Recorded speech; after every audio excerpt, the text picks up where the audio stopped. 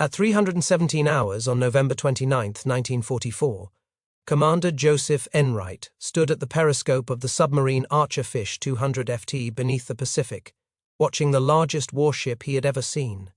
The target was moving at 18 knots, zigzagging through the darkness off the coast of Japan.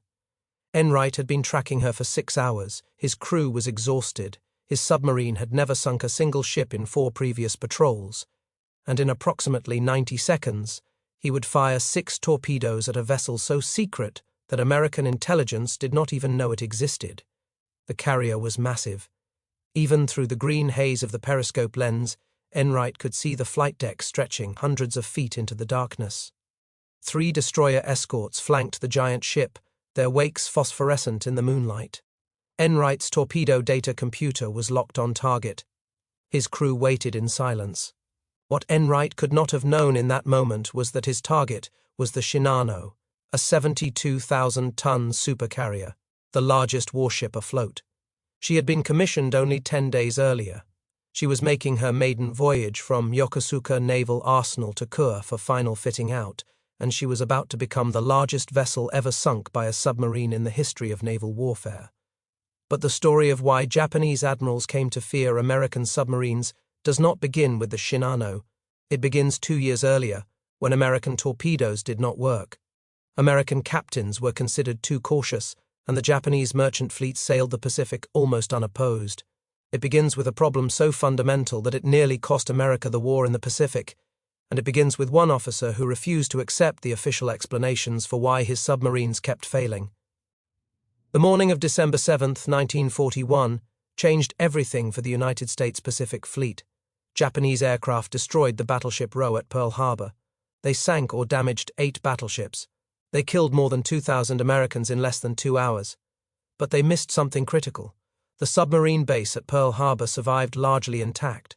The fuel storage tanks that would power American operations across the Pacific remained undamaged, and 29 submarines of the Pacific Fleet were ready for immediate deployment against the Empire of Japan. Within hours of the attack, President Franklin Roosevelt ordered a new doctrine into effect: unrestricted submarine warfare against Japan. This meant sinking any warship, commercial vessel or passenger ship in Axis-controlled waters without warning and without help to survivors. The American submarines would do to Japan what German U-boat were attempting against Britain. They would strangle an island nation by cutting its sea lanes. They would starve its factories of raw materials. They would sink the ships that fed its war machine. At least that was the plan. In the first months of 1942, the American submarine campaign in the Pacific was a catastrophe. Submarines fired torpedo after torpedo at Japanese ships. The torpedoes hit their targets and nothing happened. They did not explode. Lieutenant Commander Frederick Warder of the submarine Seawolf was one of the first to document the problem. During 6 patrols in the first year of the war, Ward recorded instance after instance where his Marconi 14 torpedoes struck enemy vessels and simply bounced off. The contact reports would note a solid thud against the hull. Then silence, no explosion, no damage. The enemy ship sailing away unharmed. In one engagement near Christmas Island, Seawolf approached a Japanese invasion force that had anchored offshore. Ward carefully positioned his submarine for an attack on the light cruiser Naka. He fired a spread of torpedoes at close range. 1 torpedo hit its mark. The rest either missed or failed to detonate. The cruiser escaped for repairs. Warder returned to port with nothing to show for his efforts. Other captains reported the same experience throughout the fleet. They would execute perfect approaches, fire at point-blank range, hear the unmistakable thud of metal striking metal through the hull, and then watch in disbelief as the enemy ship sailed away undamaged. The frustration was overwhelming. These men were risking their lives on every patrol. They were doing everything right, and their weapons simply did not work. The Bureau of Ordnance in Washington insisted there was nothing wrong with the torpedoes. The problem, they said, was the captain's poor approaches, bad maintenance, human error, insufficient training. The Marconi 14 torpedo had been designed by experts at the Naval Torpedo Station in Newport, Rhode Island. It had been tested and certified for fleet use. Any failures in combat must therefore be the fault of the men using them. But the captains knew better. They were not missing. Their torpedoes were hitting. The acoustic signatures were unmistakable.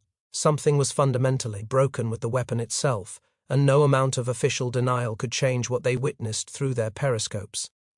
When Seawolf switched to the older Mark X torpedoes, her success rate improved dramatically. This was damning evidence. The same crew, the same captain, the same approach techniques, but different results. The variable was the torpedo itself, the man who would solve this problem and transform the American submarine force into the most devastating naval weapon of the Pacific War was Rear Admiral Charles Lockwood. In February 1943, following the death of Rear Admiral Robert English in a plane crash in California, Lockwood became commander of Submarines' Pacific Fleet. His call sign was Cum Subpack. His sailors would come to call him Uncle Charlie, and he was about to wage a war on two fronts. One against the Japanese Empire, and one against his own Navy's bureaucracy.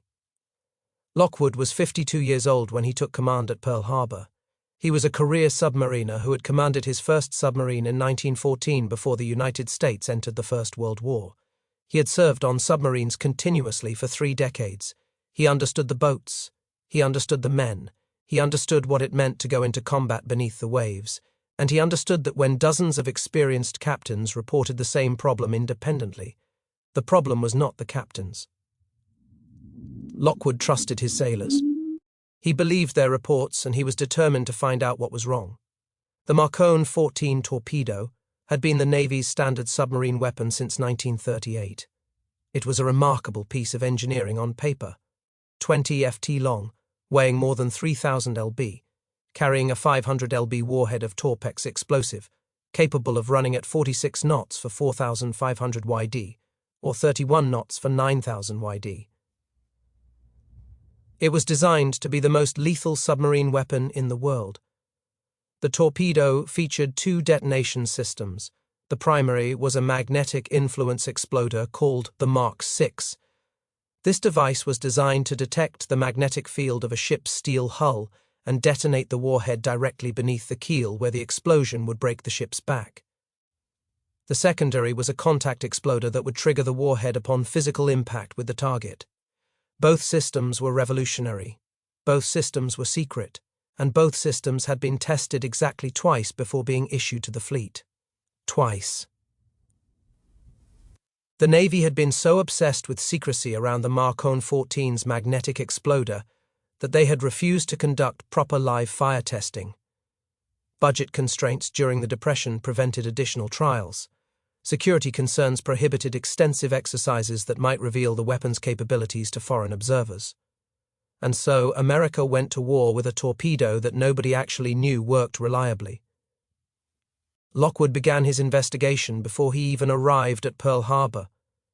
While serving as commander of Submarines Southwest Pacific in Australia, he had heard the same complaints from his captains that were coming from every submarine force in the theater. He ordered test firings into fishing nets to measure how deep the torpedoes actually ran. The specifications said the Marconi 14 should run at the depth set by the captain. A setting of 10 ft meant the torpedo should travel at 10 ft below the surface. This was critical for the magnetic exploder to function correctly. The torpedo needed to pass beneath the target's hull at precisely the right depth to trigger the magnetic influence feature. The tests showed something different. The torpedoes were running 11 ft deeper than set. A torpedo set for 10 ft was actually running at 21 ft. This meant the weapons were passing directly underneath their targets without ever coming close enough to trigger either the magnetic or contact exploder. Lockwood reported his findings to the Bureau of Ordnance. The Bureau disagreed on technical grounds. They insisted their testing at Newport had shown proper depthing.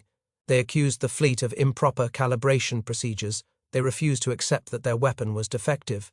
Lockwood repeated the tests. The results were identical. He compiled detailed data.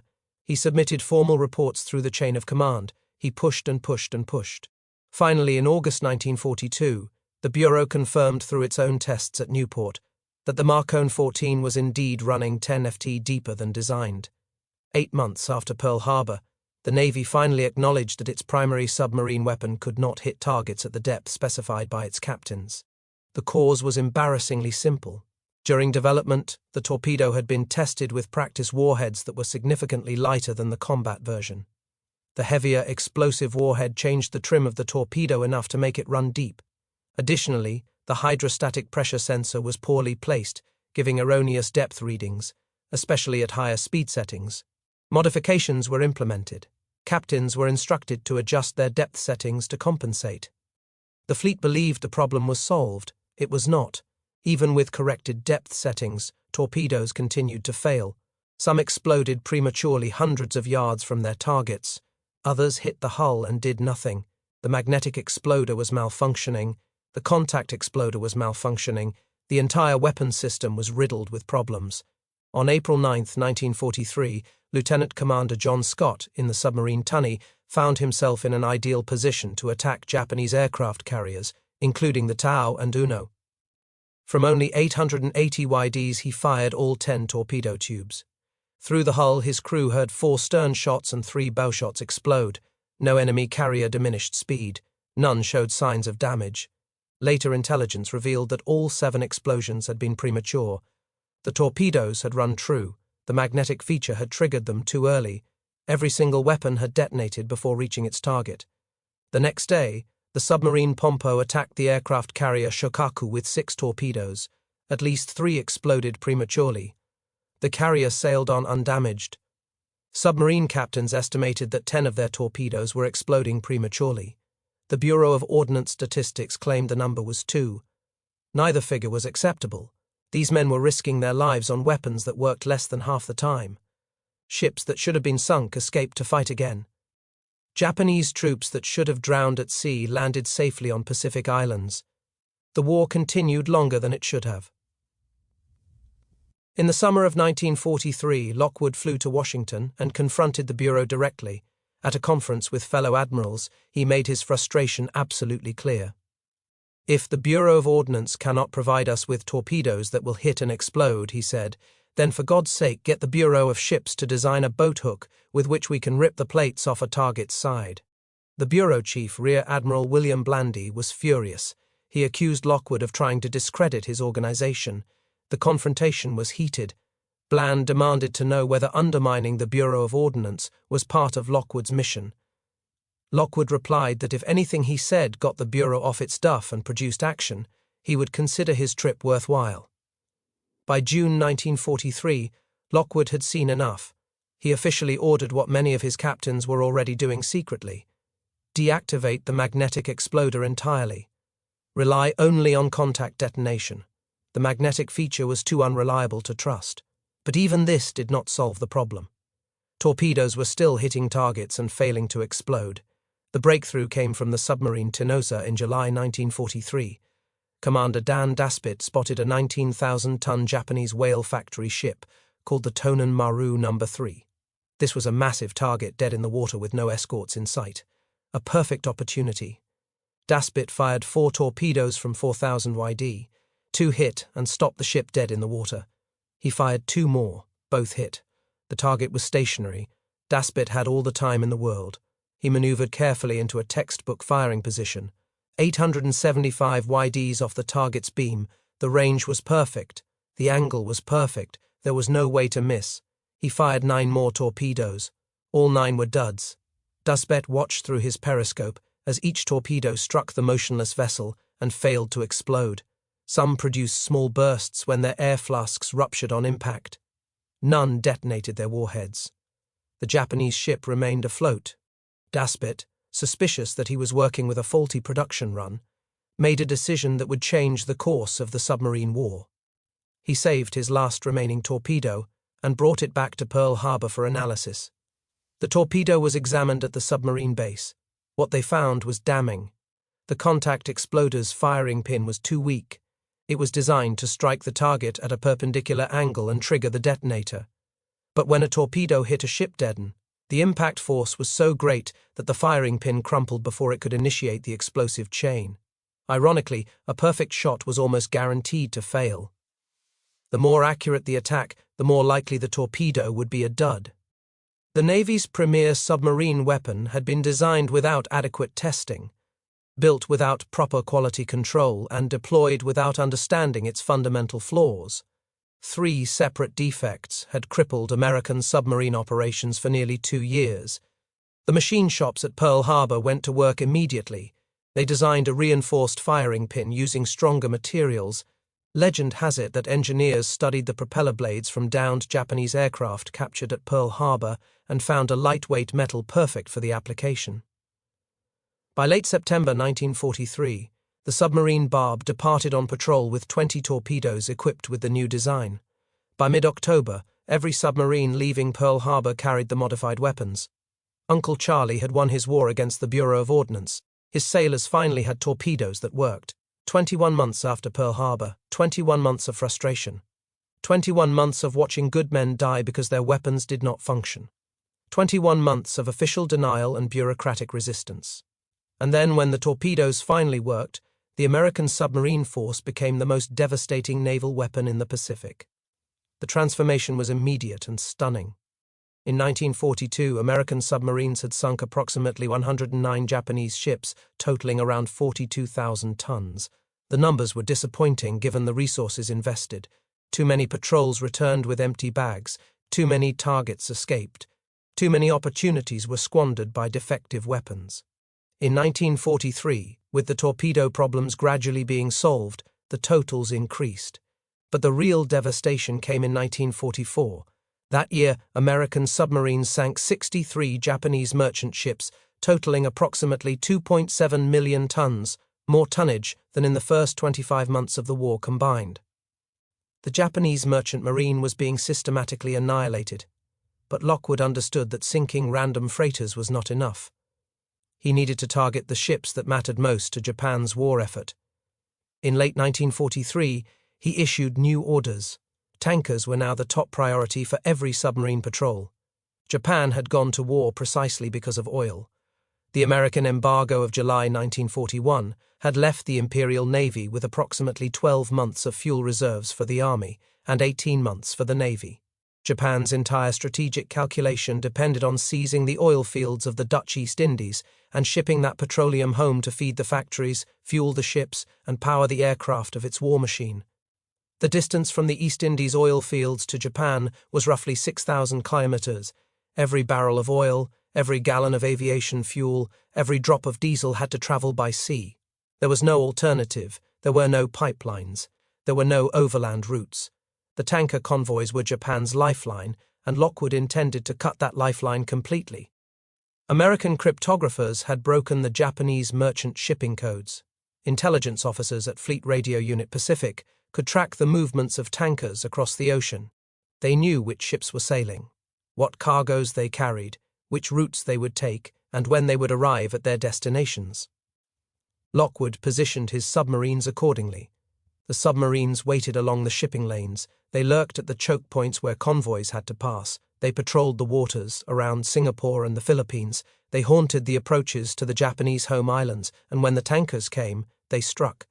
The results were catastrophic for Japan.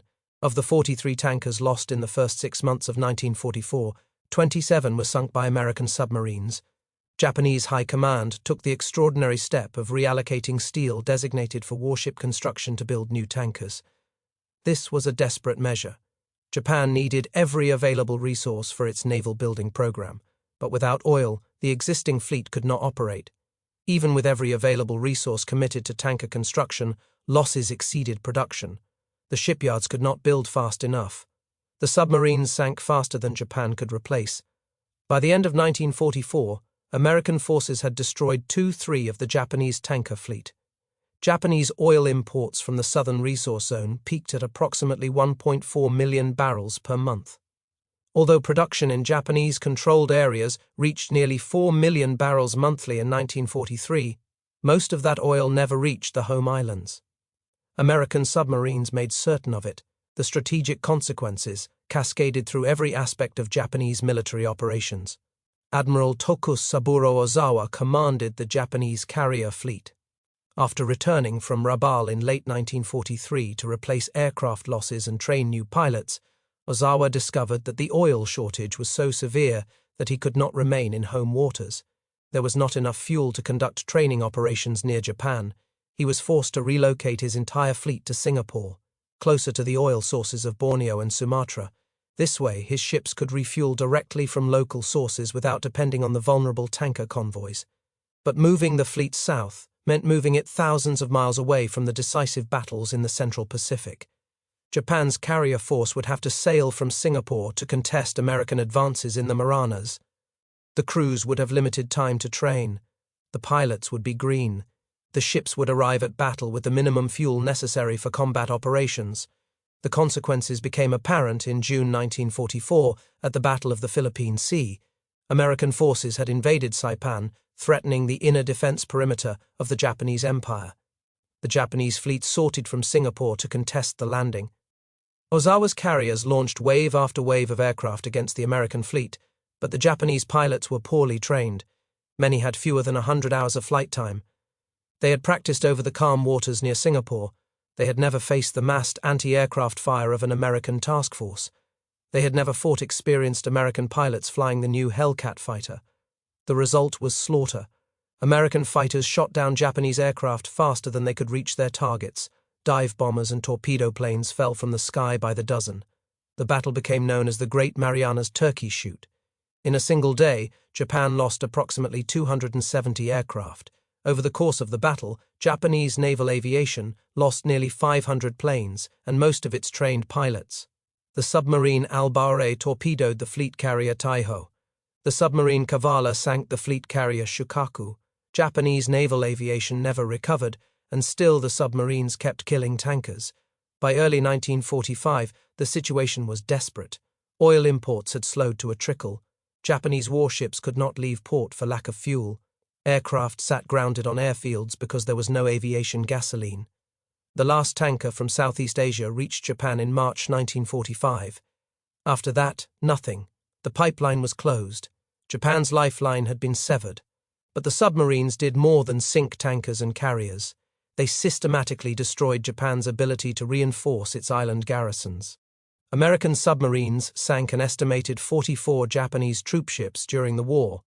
In 33 of those sinkings, the death toll surpassed 1,000 soldiers. Entire army divisions disappeared beneath the waves before they could reach their destinations. The troop transports sailed from Japan, packed with reinforcements for the Pacific Islands. They carried soldiers, equipment, ammunition, and supplies. Each ship was desperately needed at the front lines.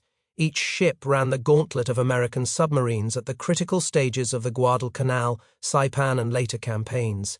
Thousands of Japanese troops were killed in transit or diverted before they arrived where they were needed.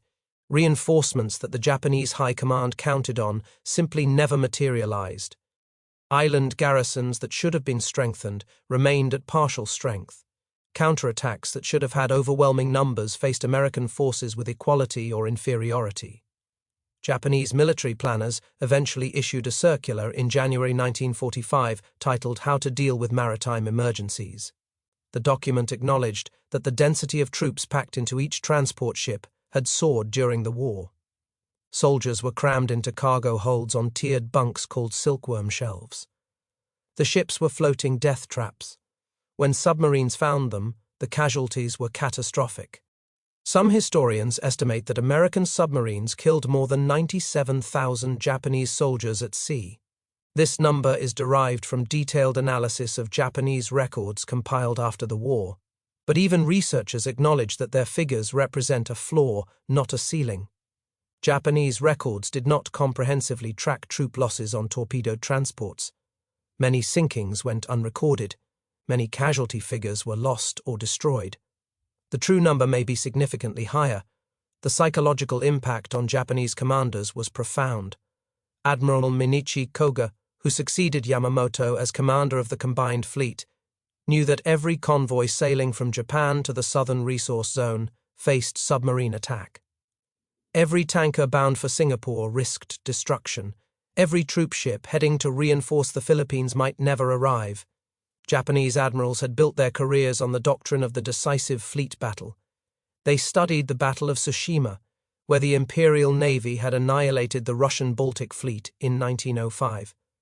They believed that war would be decided by great ships engaging in epic combat. Instead, they found themselves fighting an enemy they could not see. American submarines operated beneath the surface. They struck without warning. They disappeared before escorts could respond. They were everywhere and nowhere. And their torpedoes, once the Mark 14 was fixed, rarely missed. The Japanese tried to counter the threat. They developed escort groups modeled on British anti-submarine forces. They instituted convoy procedures. They deployed anti-submarine aircraft along the shipping lanes. They increased depth charge production. They developed new detection technologies, including radar and improved sonar. But Japan lacked the industrial capacity to build enough escort vessels to protect its merchant fleet. The nation that had focused its entire naval strategy on building battleships and carriers had neglected the humble destroyer escorts that could have saved its shipping. Japan commissioned approximately 250 destroyers and escort vessels during the war. America lost only 52 submarines to all causes. Japanese anti-submarine tactics improved, particularly after the introduction of radar in late 1943. American submarines reported more dangerous patrols in 1944 than in previous years. Depth charge attacks became more accurate. Japanese escort commanders learned to predict submarine movements. The hunting became harder. 52 American submarines were lost during the war, along with more than 3,500 men. The casualty rate of approximately 22 was the highest of any American military branch. Submarine service was extraordinarily dangerous. The boats that did not return simply vanished, lost with all hands, their crews entombed forever in their steel coffins on the ocean floor. But the ratio of ships sunk to submarines lost continued to favor the Americans. For every American submarine destroyed, the Japanese lost dozens of merchant ships and thousands of soldiers. The mathematics were inexorable. The Japanese were losing the war beneath the waves. This brings us back to Commander Joseph Enright and the Shinano. Enright had served in submarines since before the war.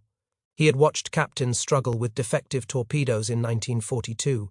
He had seen patrols fail through no fault of the men involved. He understood the frustration of attacking enemy ships and watching the weapons malfunction. He had been given command of the submarine Dace early in the war and had a disappointing first patrol. Later, he took command of Archer Fish. 4 patrols produced no confirmed sinkings. By the standards of the aggressive submarine force, his record was mediocre. But by November 1944, everything had changed. The torpedoes were reliable. The intelligence was accurate. Submarine tactics had been refined through 3 years of combat experience, and Enright was about to get the opportunity of a lifetime. Archerfish was on her 5th war patrol, stationed off the coast of Japan to rescue downed bomber crews during B-29 raids on the home islands. On the evening of November 28th, with no bombing missions scheduled due to weather, Archerfish was free to hunt. At 20:48 hours, radar operators detected a large contact leaving Tokyo Bay. The target was moving fast, at least 18 knots, accompanied by 3 smaller vessels. Enright ordered pursuit. For 6 hours, Archerfish tracked the mystery ship on the surface, maintaining parallel course and waiting for an opportunity. The target was zigzagging, changing course unpredictably to throw off submarine attacks. Standard anti-submarine procedure, but Captain Toshio Abe aboard the Japanese vessel made a critical error. He believed he was being tracked by a pack of submarines rather than a single boat. He thought Archerfish was a decoy meant to lure away his escorts while other submarines positioned for attack. He ordered his destroyer screen to maintain formation, rather than pursuing the contact. Instead of running in a straight line at maximum speed, which would have left Archerish behind, Abe continued zigzagging, and each zigzag brought the target closer to the submarine. At 256 hours, Archerfish submerged, while turning east to find the optimal attack position. Enright ordered his torpedoes set for 10 FT, hoping to hit the target higher on its hull where the damage would be most difficult to control. He also wanted to increase the chances of a hit in case the torpedoes ran deeper than set. Echoes of the earlier problems that Lockwood had solved. At 317 hours, the carrier turned to the south as part of her zigzag pattern. This brought her entire broadside perpendicular to Archerfish. The range was 1400 YD. The angle was perfect. Enright could not have asked for a better setup. He fired 6 torpedoes. 4 struck the ship between the anti-torpedo bulge and the waterline. The explosions were tremendous, felt throughout the submarine. Archerfish immediately dove to 400 FT to evade the expected depth charge attack. The crew heard loud breaking-up noises from the target for 47 minutes. The carrier was the Shinano, largest aircraft carrier ever built up to that time. She'd been laid down in May 1940 as the third Yamato-class battleship, sister to the Yamato and Musashi, the most powerful battleships in the world. After the disaster at Midway in June 1942, where Japan lost 4 fleet carriers in a single day, the Japanese Navy ordered Shinano's conversion to an aircraft carrier. Her construction had been so secret that American intelligence had no record of her existence. AB-29 reconnaissance aircraft had photographed her during sea trials on November 1st, but analysts did not recognize what they were seeing. The ship was unknown to the Americans until after the war. Shinano displaced 72,000 tons. Her armored flight deck was designed to withstand 1,000 lb bomb hits. She was intended to support other carriers, operating as a floating supply ship carrying fuel, ammunition, and replacement aircraft. The Japanese had pinned enormous hopes on this vessel. She sank in less than 7 hours. The crew could not contain the flooding. Shinano had been rushed to completion with watertight doors that were not finished. Pumps were missing from critical locations. Many compartments were not properly sealed. The construction workers had labored around the clock to meet the deadline, but quality had suffered. Her crew was inexperienced. Many had never served on an aircraft carrier. They did not know the ship's layout. They did not understand her damage control systems. When the torpedoes hit, they did not respond effectively. The 4 torpedo strikes exposed fundamental design flaws in the joint between Shinano's armor belt and her underwater protection system. This was a weakness shared by all Yamato-class vessels. Water flooded through the damaged sections faster than the pumps could remove it. Captain Abe attempted to beach his ship on the Japanese coast. He ordered flooding of portside tanks to counter the growing list, but the damage was too extensive. The flooding could not be controlled. At 10:18 hours, Captain Abe ordered abandoned ship. 45 minutes later, Shinano rolled completely over and sank by the stern. Captain Abe chose to go down with his ship. He was subsequently promoted posthumously to Rear Admiral.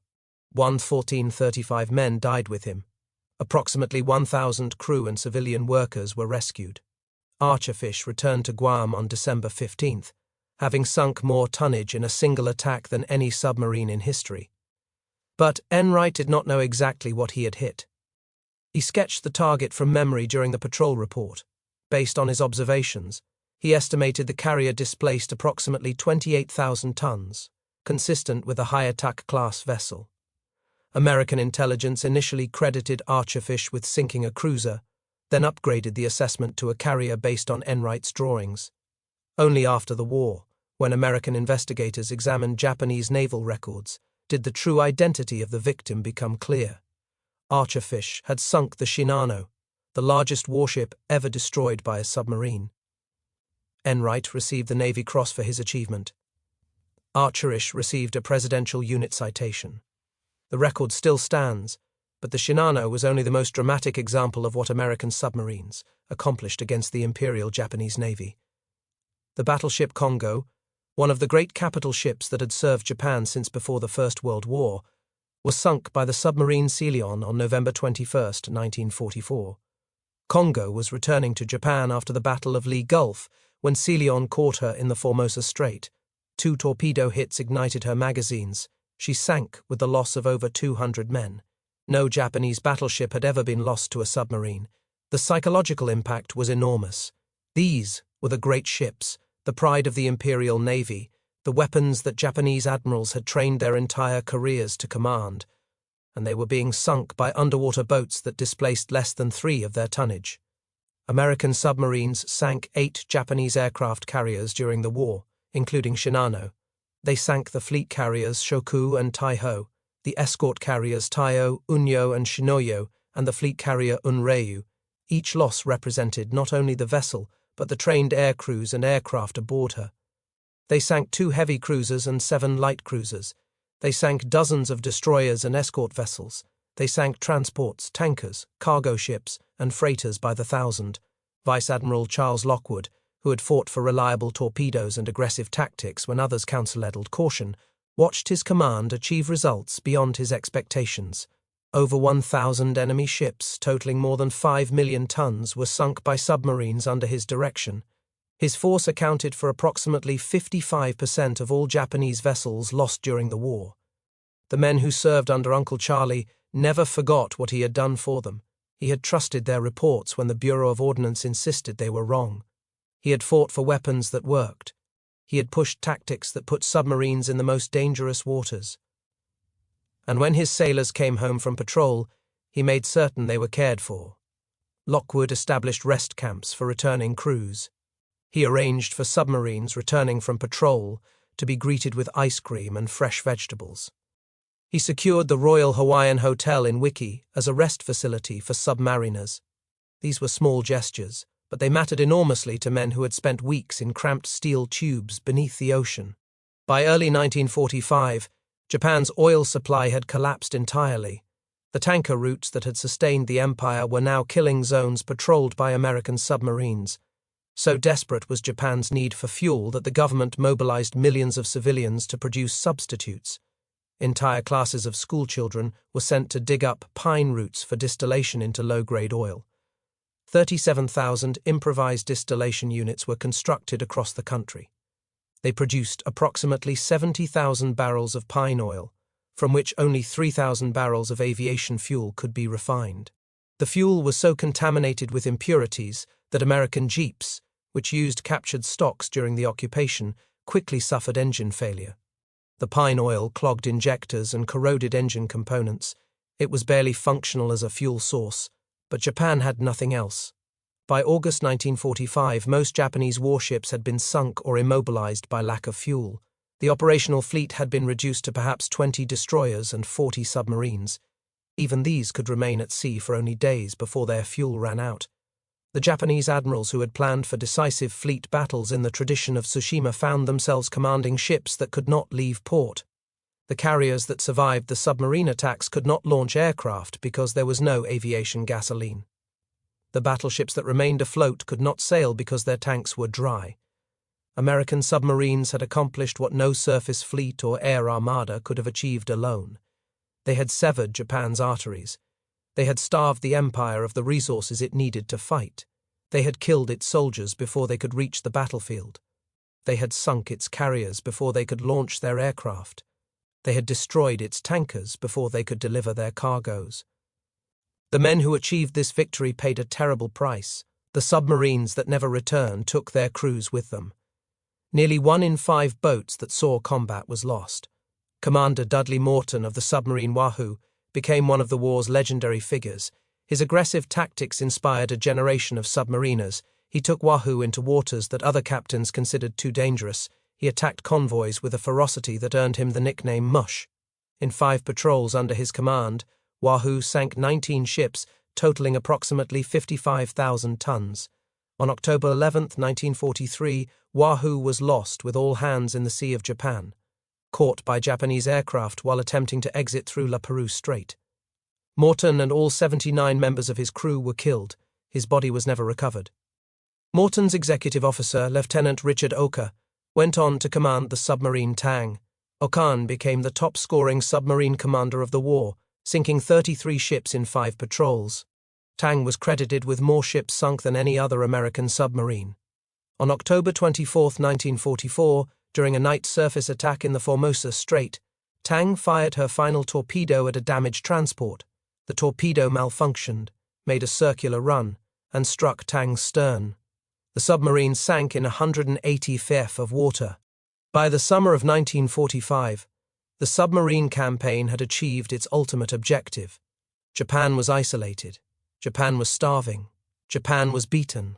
The war beneath the waves was over. If you found this story as compelling as we did, please take a moment to like this video. It helps us share more untold stories from the Second World War. Subscribe to stay connected with these histories. Each one matters. Each one deserves to be remembered. We would love to hear from you. Leave a comment below telling us where you are watching from. Our community spans the globe, from veterans and their families to history enthusiasts around the world. You are part of something special here. Thank you for watching and thank you for keeping these stories alive. There is a postscript to this story that deserves telling. In the decades after the war, historians and researchers began to piece together the full scope of what American submarines had accomplished.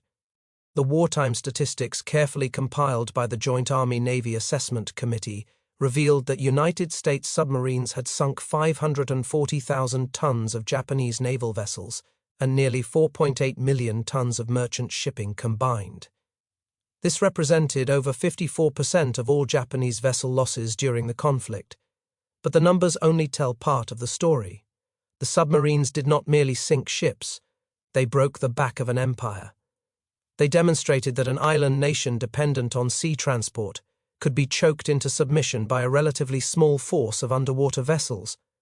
They proved that modern submarines, when properly equipped and aggressively commanded, could alter the strategic balance of an entire theater of war. The lessons were not lost on military planners. In the decades after 1945, submarine warfare became central to the naval strategies of every major power. The nuclear submarines that followed inherited the legacy of the fleet boats that had stalked the Pacific. The tactics evolved, the weapons became more sophisticated, but the fundamental principle remained unchanged. Control the seas beneath the surface, and you control the seas. Charles Lockwood retired from the Navy in 1947 with the rank of Vice Admiral. He spent his remaining years writing about the submarine force he had commanded. His books, including Sink 'em All and Down to the Sea in Subs, preserved the stories of the men who had served under him. He died in 1967 at the age of 77. He is buried at Golden Gate National Cemetery in San Bruno, California, alongside his fellow admirals Chester, Nimitz, Raymond Spruant, and Richmond Kelly Turner. The destroyer escort Lockwood commissioned in 1970 was named in his honor. The Naval Submarine League continues to present the Vice Admiral Charles Lockwood Award annually to recognize excellence in submarine operations. Richard Owen retired as a Rear Admiral. He wrote 2 books about his experiences, Wahoo and Clear the Bridge, both considered classics of submarine literature. He died in 1994 at the age of 83. The guided missile destroyer Oka, commissioned in 1999, bears his name. The wreck of the Wahoo was discovered in 2006 in the Laperouse Strait, resting in over 200 ft of water. Dudley Morton and his 79 crewmen remain imbedded in their submarine, a war grave honored by the nations that once fought over those waters. The Shinano lies somewhere in the deep waters off the coast of Japan, the largest warship ever sunk by a submarine, a monument to the devastating effectiveness of the American undersea campaign. And in the quiet depths of the Pacific, scattered across thousands of miles of ocean floor, rest the submarines that never returned home. Their crews made the ultimate sacrifice in the silent service of their country. They deserve to be remembered. That is how a small force of submarines changed the course of a world war, not through a single decisive battle, but through relentless, grinding attrition. Not through brilliant fleet actions, but through patient stalking and precise attacks. Not through overwhelming numbers, but through skill, courage, and weapons that finally worked. The Japanese admirals who dismissed submarine warfare as secondary to the Grand Fleet engagement learned their error too late. By the time they understood the threat, their tankers were on the bottom. Their armies were stranded, and their empire was dying of starvation. The submarines had.